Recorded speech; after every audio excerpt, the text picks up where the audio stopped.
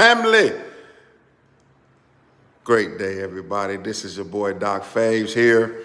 I wanted to come in and do a quick video while we're in the process of clearing out some things. I told you all we had some business to take care of, and we bought a new house, and so we're emptying this one out. As you can see, we're cleaning it out. It's a pretty nice home, it's pretty good, but I'm here today, anyway, to talk about something with you guys, because people have been saying something. I've been hearing this term going around, and I'm like, yo, is this it, man? I don't know if it's really real or not, but I want to just share a little bit and just see what's going on with you all on a good live this morning. So give time for you all to come in. And in the meantime, let me just say this, that if you're new to the channel, I am Doc Favors. I teach people and work with people on how to unlock their potential through strengthening the mindset, you all. That's my purpose, to help you all create a better life. And so that's one of the things that I teach in our course and all that stuff. So anyway, guys, excuse the video. Like I said, I'm not in my office, and I'm actually sitting here in this house, so I have to hold this with my phone. But nonetheless, you all, I want to talk about this frugal. Am I frugal? Listen, people have been throwing this term around, and I'm like, you know what? Am I really frugal? Why am I frugal? Just because I like to count up the costs and make sure I know what my money is doing. And then I talked to my better half, and my wife said, oh yeah, you're definitely frugal. You know where every penny moves, everything moving. And I'm like, man, I think I am frugal, y'all. I'm very well may be frugal. Hey, listen, if you're coming in, do me a favor and let me know where you're coming in from, what city and state and country. I'd love to hear from you all. Now, frugal, what does frugal mean? Frugal simply means, you all, to calculate, to live and do things a certain way so you know where your funds is going. So yes, if me wanting to shop and get a better deal, I can't be the only one, y'all. I look for the deals. When it's time to spend, I spend some money, obviously, but I spend money on things that helps me make more money. Did you all see that? I don't just spend money just to spend money because everybody else has certain things. No, there's a reason and calculated piece behind what I do. But then when it's time to spend some money, I spend some money, guys. So does that make me frugal because I go to the store and I like to go shopping and I get what I want, but then I still go to the sales rack or the sales portion in the store? Does that make me frugal? Because I say, you know what? I know what meals we're going to eat on Tuesdays. It's Taco Tuesdays. On Wednesdays, it's salmon. On Thursday, it's like pizza night or Friday and so on and so forth. And I calculate the meal for the whole week. See, in my mind, people, that's called a budget. That's called budgeting your money, budgeting your funds so you know what's going on. I don't necessarily call that being frugal, but I guess that's what that is, right? So here's a benefit to being frugal that many people don't pay attention to, if that's what it is. Being frugal allows you to minimize on distractions and unthoughtful spending, right? Because sometimes if you think about throughout the week, you go get gas every day, you're gonna get you a snack, some chips, some coffee, Starbucks. Those things add up, people. And when they add up and you're not paying attention to them, then guess what? You slowly start to see your bank account go down. And then at the end of the month, you're wondering, where did all my money go? All your money is going on snack foods, unconscious spending, right? So you have to be on guard against that, because here's one of the things, y'all know what we get on the channel now. We're going to talk investment. We're going to talk mindset, reset, and all of that. But you all know just the other day that the Bank of Silicon Valley was forced to shut down out there in California. Now, that means everyone whose money is in that bank is gone. And even if it's insured by the FDIC, I believe, they only going to pay a certain portion of that. They're not going to get, you got $3 million in there, it's gone. You're not going to get all that back when they start doing it. And then look at how long it's going to take to do that. And I only brought that up to say this, that when your money is in the bank, many people don't know this, you all, but that you don't own that asset. The bank owns that money. And as you see, if your money was in that bank and they shut down, forced to close, you don't have access to your funds anymore. So being frugal allows me, if you will, to pay attention, it allows me to pay attention to where my funds is going. It allows me to pay attention to what's happening in the house. And so it also allows me to have the money to jump on the different investments, right? And that's what some of the things we teach and share you all. So with that being said, I may be frugal. I don't know. Hey, that's what they saying.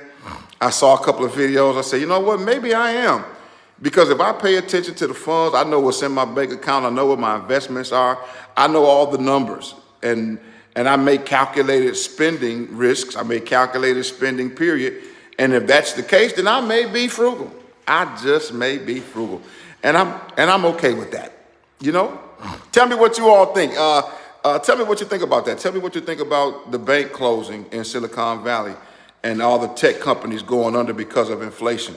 If you don't know anything about that, the reason why it closed, well, I'm gonna give y'all a quick economic lesson right quick. The reason is because of valuation. So that means if a company if the bank invests in the company and its valuation is at $1 billion, $2 billion, and they have about 8 of those, that means they have 8 million in assets. So that means they can make a deal and go secure maybe 5 to 6 more billion based upon based upon the assets that they have. But with inflation going up and the valuation minimizing drastically, that means a company that has $1 billion worth of assets now is only valued at 500 million. So that means the valuation goes down. That means the bank is now in a position where they need those startup companies, those tech companies, to start producing the funds that they're supposed to be producing, which is the what? The return on the investment, okay? So now at one point, when they could borrow money, it was cheaper, the inflation rates was lower. You know, you invest in something at 2-3%, and you raise it up, and your return on investment is 5%. It justifies giving out that loan. But now, because the rates is up, the justification now, if you got to pay, if the loan is 5 to 10%, you got to produce 15 to 20%. Then guess what happens? The valuation goes down. The return on investment goes down, and now those doors have to close because the tech companies, the startup companies, can't continue to produce the revenue. That's why you see a lot of companies laying off people out there in that industry, canceling things. Unless you Meta, you know, or Alphabet, then you can afford to lay off 100,000 employees and still keep producing. But for the most of the part, those small startup companies, those startup techs, you all in trouble. And the problem is the Fed has to continue to do it because in order to get inflation down, in order to get the rates down, he got to keep driving up. Yeah, inflation, you got to keep breaking up the heights. The rates.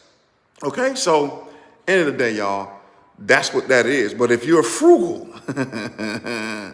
frugal to a sense, if you're frugal just a little bit, you might be able to weather this storm, save some money, because rate hikes, inflation rates, you all this stuff, man, funds and stuff that we're dealing with. Once again, we just closed on a house in the middle of this when people said it's not good to do it. But we found a great deal, right? Because the housing market is being affected. Houses are coming down. And so even though the mortgage rates are high, I think we got ours at 6 something. Even though that was the case, we still were able to come in with a sweet deal. And then when the mortgage go down or when the rates go back down, we can refinance, right? And so that's just some of the things that we've learned out here. But at the end of the day, when the mortgage rates go down, the prices go back up. So watch the payoff, watch the return. The house evaluated or was appraised for one thing, but then when the inflation rates come down, mortgage rates come back down, the housing prices go up. Now we got equity in the house. And so what do you think you can do with $150,000 equity in the house? You can easily go get a HELOC loan or HELOC against the credit of the equity of the house, and then go take that money, $150,000, and go invest in something else.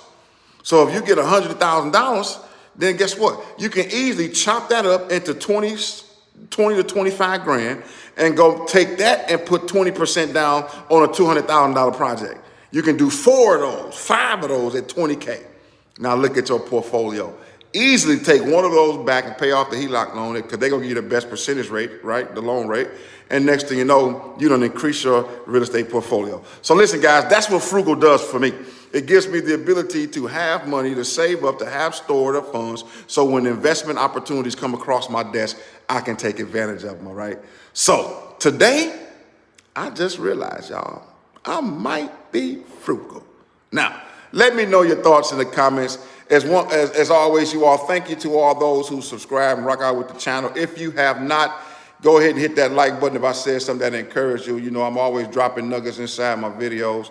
And for the most part, you all, hey, stay positive on purpose, not by accident. And this is Doc Favors. Now I'm going to finish doing this because my son walking back and forth now. So I guess he tired of me videoing live. He trying to get into what he trying to do. I ain't going to let him in it just yet because he got a YouTube channel too. But, hey, I appreciate you all. Y'all stay tuned. I got some other announcements for you guys. But just wanted to drop a quick drop in, say hello, and let you all know the progress on what we're doing. You see? We're cleaning out this one. Going to the next one. Now, we'll see you next time. Peace.